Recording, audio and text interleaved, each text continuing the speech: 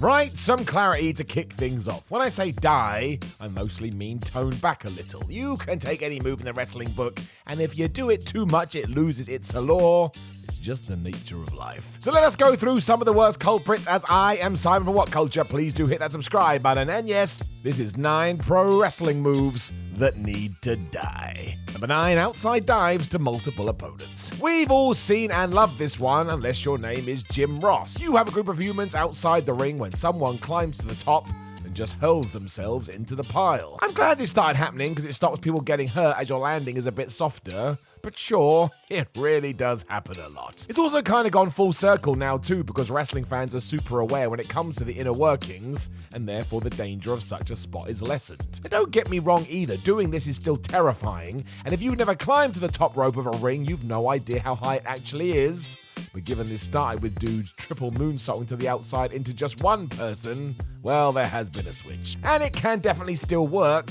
We just need to keep it more as and when, rather than all the time. Number 8, bear hugs. This is more a case of planning it right, and let's be honest, the bear hug is used a lot less in wrestling than back in the day, mostly because MMA became a thing. No one was trying to cuddle their way to victory there, and as such, wrestlers needed to follow suit. Because of this, what's kind of happened is that when we do bust out a hug for the Bears, it slows down a match as most fans don't believe it's going to be the finish, and you don't want that. As Paul Heyman once said, however, it only takes a few weeks to get such maneuvers over. Look at Bobby Lashley's Hurt Lock. But you'd really need some serious ragdolling with the bear hug. And is there anyone right now who could actually do that? I'm not sure that there is. Number 7, the rear view. There are a few wrestlers that do this, with the major one being Naomi, and in short, I just don't think it works. Naomi is crazy talented and deserves way more than she gets, but when you're trying to tell us that a flying hip attack is enough to put somebody away, well, it's not. I mean, there's nothing different between this and using your elbow, for example, and actually the rear view would have less impact because most people's derrieres are softer than hardcore bone. It's important to know that in the crazy world of wrestling, anything should go, but given that Naomi has used this a lot to not much success, well, it's probably time for a change. Number 6, the spear as a finisher. Hello, my name is Simon Miller, and I am a hypocrite. Why? Because I wrestle over here in the United Kingdom, and my finish is the spear. That's right. As ever though, all What Culture lists are a team effort, and most of the band believe that in 2021, the running tackle to put people away is overdone, and sure, they're right, but it's just so damn cool. Given that we have seen them from Edge, Roman Reigns, Goldberg loves them, and Rhino picked a different name, but it's the same thing, I see what they mean, and it has gotten to the point that unless you maul someone to death, it is a bit disappointing. This is why Bill continues to do it. As already mentioned though, it's like anything. You wouldn't want to see loads of people winning matches with stunners, and the same logic applies here. However, yes, do I have a match this weekend? I do, and I'm definitely going to spear someone. Number 5, the Tower of Doom. The Tower of Doom is a weird one because it's like buses. You wait forever for one, and then you get 65 at the same time. Much like fashion though, this crazy multi-man spot will return with a vengeance, and then be used in as many matches as possible before it does vanish and no one dares speak of them. It's weird. I think the problem for some is that they are pretty contrived, as you need loads of people ready to take a suplex and a variation of a powerbomb at the same time. You can also see it coming a mile off, but seriously, show it to someone who doesn't like wrestling. They'll drop the always dumb, man, that looks so fake, but then they'll start to smile. You can't help it. We probably do need to come up with a way to set them up a little bit quicker, really, although that may be impossible, because look at the working parts here. If you get it wrong, sheesh. I don't want to think about it. Number 4, finishes that hurt both wrestlers. There are plenty of moves that look amazing, but yes, hurt both the giver and the givee. The big ending is one that often gets thrown into the mix, as does the flatliner, where both guys go up, only to be hurled back down to the canvas.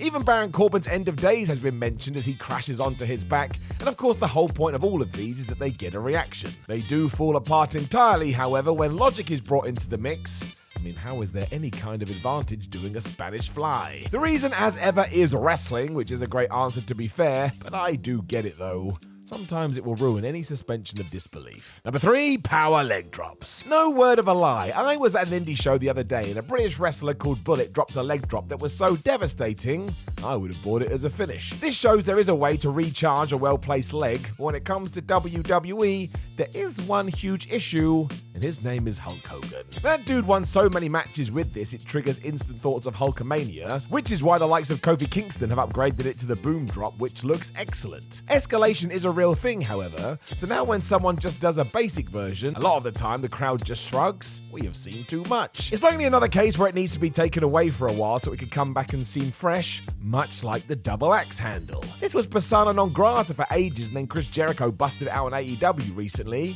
and everybody went nuts. Or at least I did, but as I have said time and time again, that's all that matters.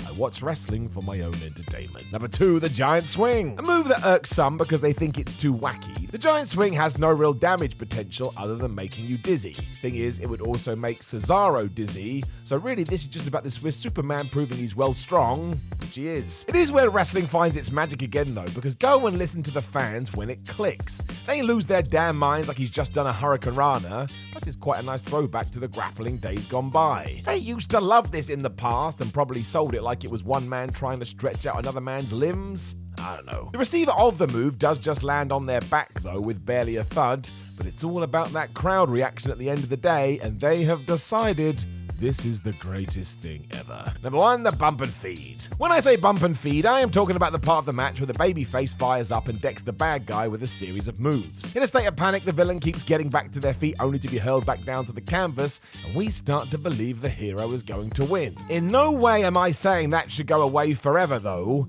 It is part of the very foundations that makes wrestling so damn wonderful. However, there is a spin on this, and I do understand. It comes in the form of John Cena. Because those with too much time on their hands would often state, why is that other dude continually getting up when they know that Mr. Cena has his patented 5 moves of doom? Good point. I suppose the kayfabe reason would be the same as a football manager taking over a club who seem doomed to relegation. Sure, nobody else could save them, but I am such a good manager, I know I am the answer. It's the same here. All those other fools got 5 knuckle shuffled, but not me.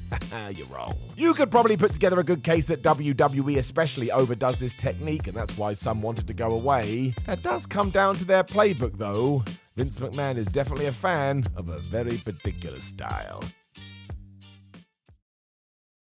Hello everybody, welcome to Kayfabe News, the revolutionary leader in sports entertainment news. Please hit the subscribe button, otherwise I'll block you on Twitter.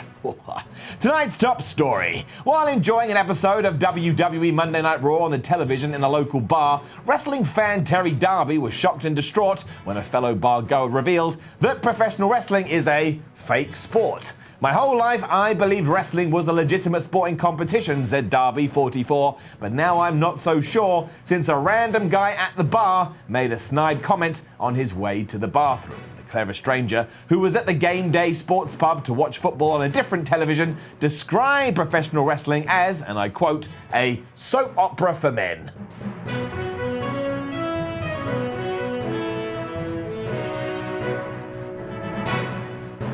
Absolutely devastated, Darby spent the rest of his evening looking back at his years of watching wrestling, kicking himself for failing to see that it is, according to the guy at the bar, so phony. I mean, look at those punches, they're barely touching each other, said the man loud enough to be heard by everybody else in this establishment. He went on to say that the ring is big like a trampoline. Having established his intellectual superiority over wrestling fans at the bar, the man then spent 4 hours getting drunk, yelling at a screen, while 2 teams moved an oval ball back and forth on a large lawn. Before accepting this tragic news, Darby attempted to grab another nearby patron and powerbomb him through a table, but was very concerned when he realized unless this individual jumped and hurled their body upwards or assisted him with the move, there was no way that it could possibly be done. And when asked for comment, Terry's family told Kayfabe News that he's currently watching tapes from New Japan to look for even a hint of evidence that this is a ruse, especially because those guys spend most of their time dropping each other on their heads. We shall update you with more when we have it, and if this has affected you in any way, remember, you can always go get in touch with somebody that's not us. We certainly do not want to hear from you, and I repeat, do not come to the studio. Do not come to the studio. We're not here to help. With that said, please do help us by liking the video, sharing the video, and subscribing to the channel. If you want to leave a comment below saying how mad you are that you got duped by another video from us, please be our guest. My name is Flipping Marks, and I will talk to you again soon against my better judgment.